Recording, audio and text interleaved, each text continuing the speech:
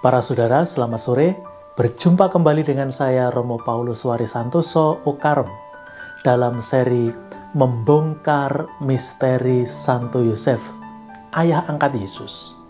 Kali ini kita akan berbicara mengenai Santo Yosef, pribadi teladan ketaatan. Sebelum kita memulai membahasnya, kita memulainya dengan berdoa, doa malaikat Tuhan. Demi nama Bapa dan Putra dan Roh Kudus. Amin. Maria diberi kabar oleh malaikat Tuhan bahwa ia akan mengandung dari Roh Kudus. Salam Maria, penuh rahmat Tuhan sertamu, terpujilah engkau di antara wanita, dan terpujilah buah tubuhmu Yesus. Santa Maria Bunda Allah, doakanlah kami yang berdosa ini, sekarang dan waktu kami mati. Amin. Aku ini hamba Tuhan, terjadilah padaku menurut perkataanmu. Salam Maria, penuh rahmat Tuhan sertamu, terpujilah engkau di antara wanita, dan terpujilah buah tubuhmu Yesus. Santa Maria Bunda Allah, doakanlah kami yang berdosa ini, sekarang dan waktu kami mati. Amin. Sabda sudah menjadi daging dan tinggal di antara kita.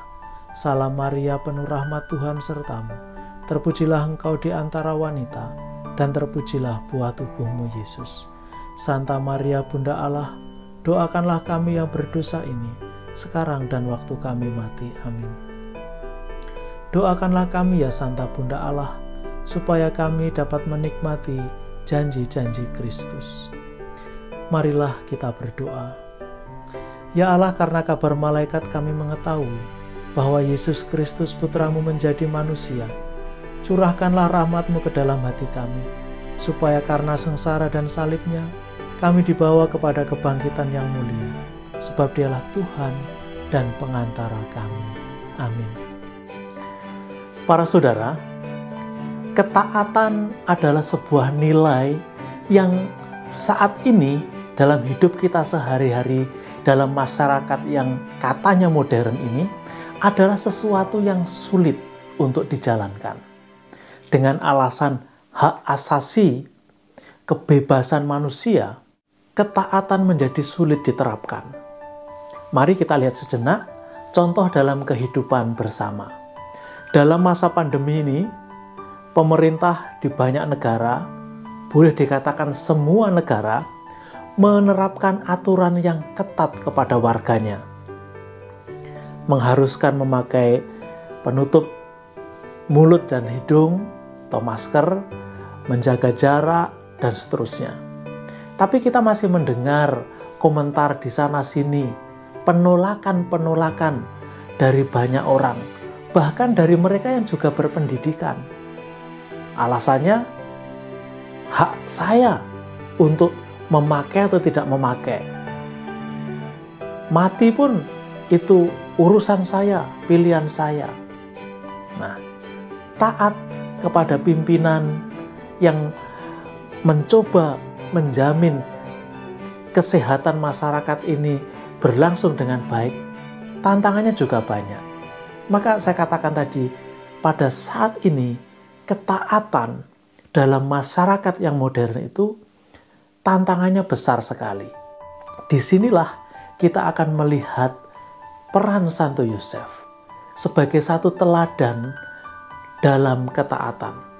Di antara banyak keutamaan-keutamaan yang dimiliki Santo Yosef, ketaatan adalah keutamaannya yang pertama. Ketaatan yang dimiliki oleh Santo Yosef itu rupanya mengalir dari pergaulannya dengan Sang Sabda. Jadi saya bacakan dulu Mazmur 40 ayat 6 atau ayat 7 sampai dengan ayat 8 atau ayat 9. Engkau tidak berkenan kepada kurban sembelihan dan kurban sajian. Tetapi engkau telah membuka telingaku, kurban bakaran dan kurban penghapus dosa tidak engkau tuntut. Lalu aku berkata, sungguh aku datang dalam gulungan kitab, ada tertulis tentang aku. Aku suka melakukan kehendak-Mu ya Allahku. Taurat-Mu ada dalam dadaku. Santo Yosef adalah pribadi yang sedari muda mendekatkan diri dengan Allah, mendalami kehendak Allah, sabdanya. Sabdanya ada dalam hatinya. Dan ini kemudian membentuk dia menjadi manusia seperti apa. Dalam Injil Matius, setelah silsilah Yesus kemudian diceritakan berita mengenai kelahiran Yesus, penulis Injil menyebut Santo Yosef sebagai pribadi yang tulus hati. Ketulusannya itu lahir karena dia hidup berdasarkan firman Tuhan. Sabda Allah ada di dalam hatinya. Ketulusan hati sebelum masa Yesus itu artinya orang-orang yang tekun mendengarkan sabda Tuhan, seperti yang saya ulang-ulang.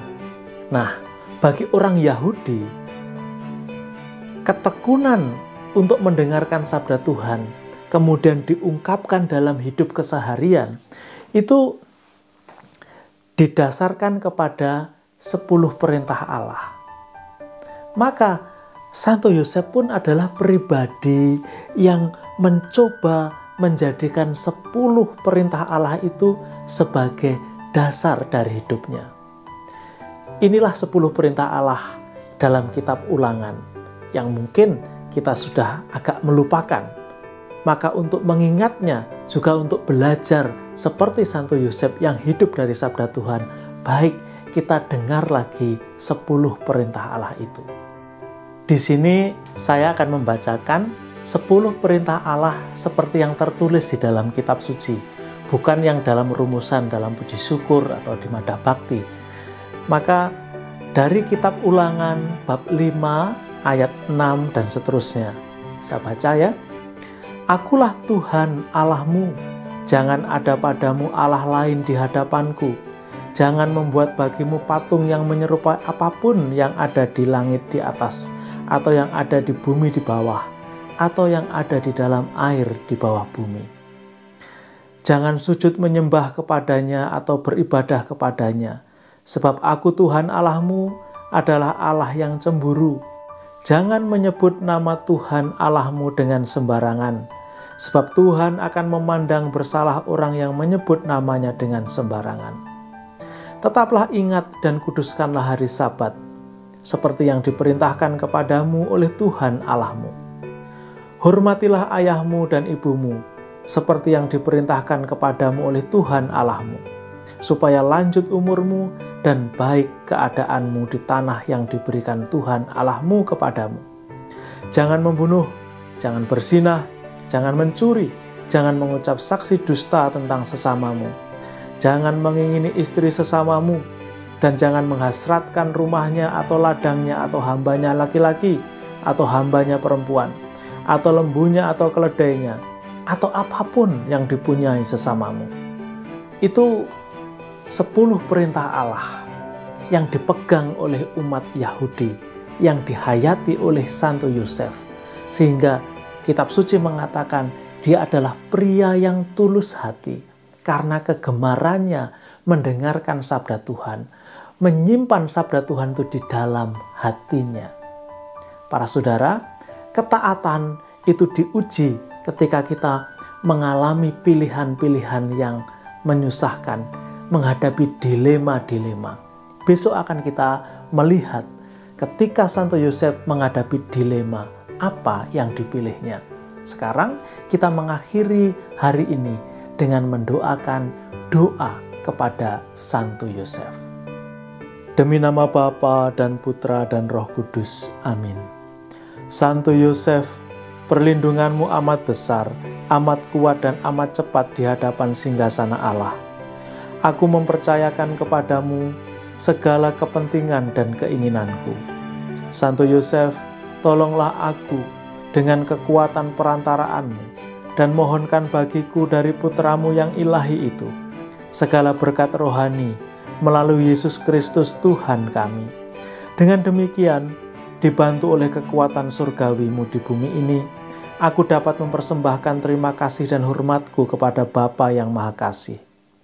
Ya Santo Yosef, aku tak pernah jemu memandangmu, dan memandang Yesus yang tertidur dalam pelukanmu. Aku tidak berani mendekat lagi selagi Dia beristirahat tenang dekat hatimu. Dekaplah Dia atas namaku, dan ciumlah keningnya yang indah itu bagiku, dan mohonkanlah agar Dia membalasku dengan ciuman, bila mana aku hampir menghembuskan nafasku yang terakhir.